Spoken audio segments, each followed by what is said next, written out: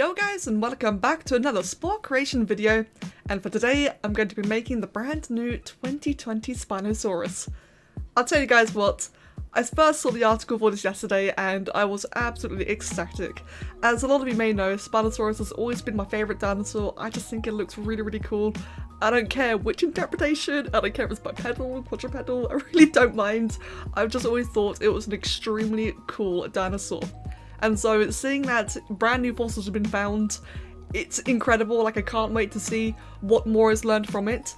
And until then, so the first thing that a lot of people have been, raving on about is the new, rudder-like tail. Now, let me just say, right, very quickly, very, clearly, this creation is not realistic. Okay?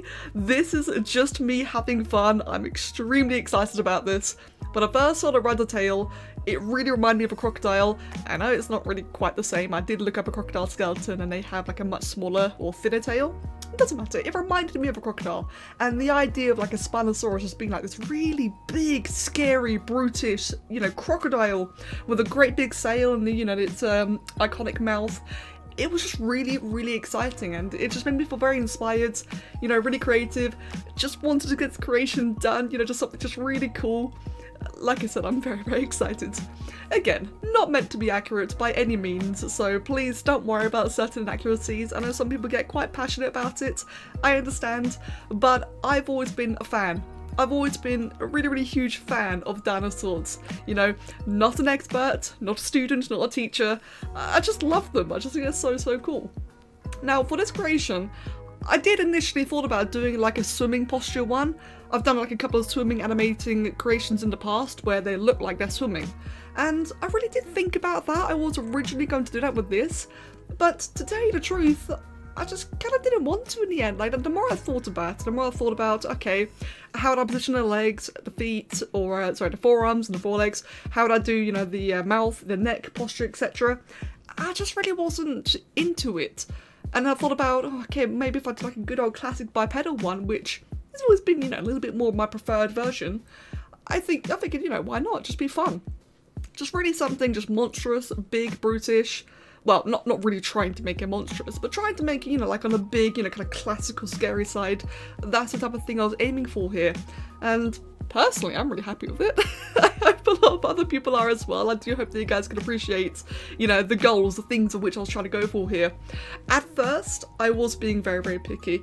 I'm so used to trying really hard to make my dinosaurs not accurate per se, but to kind of like respect, recent research. And I did try it out with this as well. I'm so used to doing that where I really kind of limit what I want to do. And so that was the case of here where, I really tried hard to make the body a bit on the thicker side. The swan neck was really tricky just because Spore really doesn't support having, the body, the mesh too close to each other. So the neck is very rigid and I do have to really fatten it out with different details later on, which you'll see later on. But otherwise, a couple of things I did kind of take certain liberties on were things like the posture of the legs. I did end up changing that anyway, but right now you see the legs are very splayed out, which I've been watching a ton of dinosaur videos for the last 2 weeks anyway, so this is really funny timing. So I've heard a lot about, the reptile posture, how dinosaurs in particular always had their legs down below the hips. I've retained so much more information I can't normally describe, so it's really kind of weird for me to say it out loud this time. I've been binging so many dinosaur videos. It's funny that the article for the Spinosaurus happened to hit yesterday of all times. So with all that in mind, I did kind of feel like a little bit a bit cheeky with a couple of features here, trying to make the legs a bit more splayed out. What else? The hands or the arms, I did try to be a bit respectful and keep them, like the whole clapping stance a lot of people rave on about. I did make them slightly tilted downwards, the hands, just to, respect gravity as well. But I think it looks overall quite relaxed. If anything, my biggest issue actually was the centre of gravity. Because I didn't want the legs to be too far forward. But for a very long time, it did look like it was going to fall over, and that's something that I personally can't stand. I've been trying to make the tail a bit bigger, a bit thicker, a bit spikier, and in the end I did just move the legs ever so slightly forward and directly beneath the body like a typical dinosaur would. I think it looked better in the end. I think it was like a combination. I don't know. I just felt very conflicted. Like I've mentioned before, you know, I'm so used to trying really hard with my dinosaurs. It was really hard to let loose on this, but eventually I did. I did just let loose, and it was really, really fun. I mean, I had a lot of fun during the entire process anyway, but it was like a little bit of conflict involved.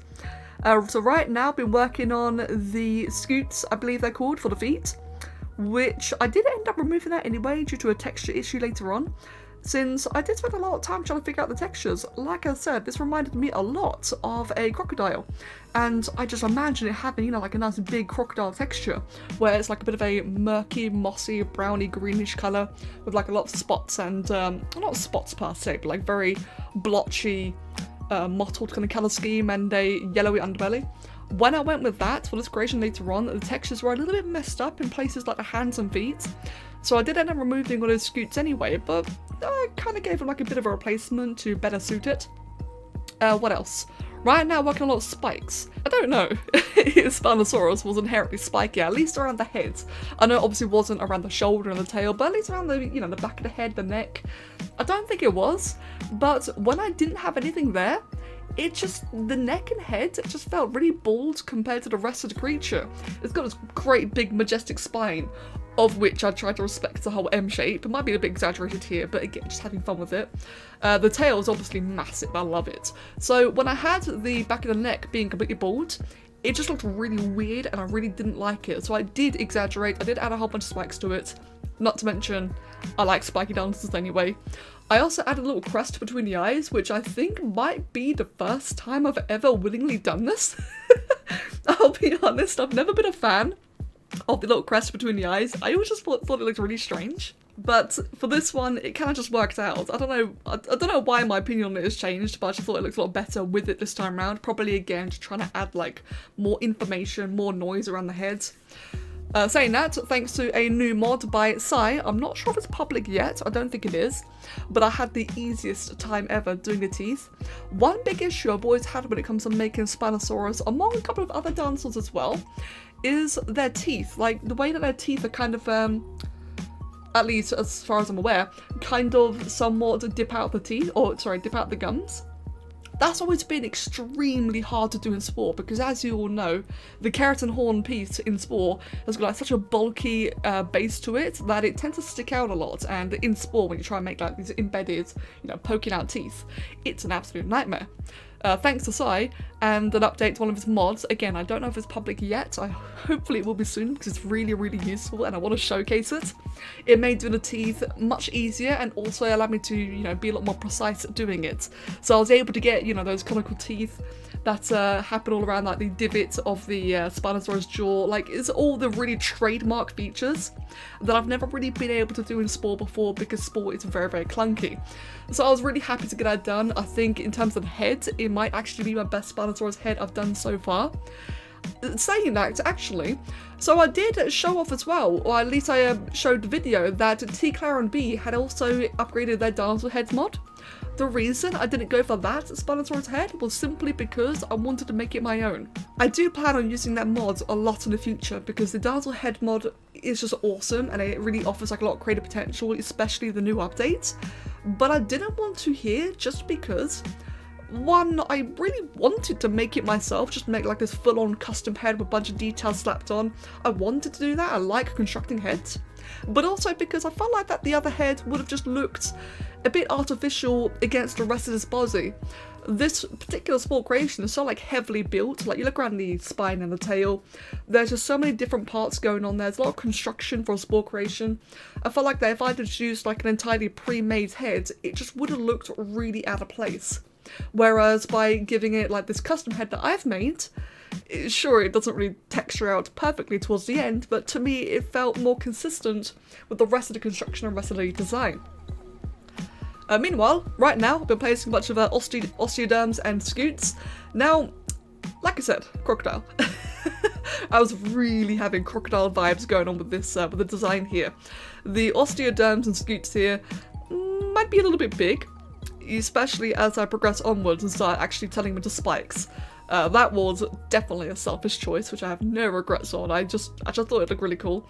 But yeah, I did kind of place a lot of them. I couldn't really make them small. Ideally, I would have liked to have placed lots and lots of little osteoderms all over the place, like in little patterns, all, you know, clumped up together and compact. I had to make them just very large and bulbous, simply because of complexity. It is Spore, after all. This is all just done in Spore, so I did have that limitation. But to be fair though, as we look at the final textured version now, I do quite like how it highlights the rest of the creation. I do wish I could have added more texture to the spine. I love the way the tail looks, and I love the yellowish beige underbelly, but I feel like the spine is just such a flat colour. I really wish that I could have done more for that, and the osteoderms really kind of like, they've got a bit of a harsh contrast to it. But then again though, that's just me being critical though. When I take a step back and look at it again, I'm really happy with this. I really like how it came out. It's been such a long time since I've really been able to just, you know, make a Spinosaurus for myself. I did it with a skeleton creation once, and that to be fair, me was pushing the limits a little bit there. You know, trying to make up a skeleton was probably not the smartest idea, although it was really fun. I really enjoyed it. But for this Spinosaurus creation here, it's the first time I've been able to like really go nuts on design. It's very exaggerated. It's probably not accurate by any means whatsoever.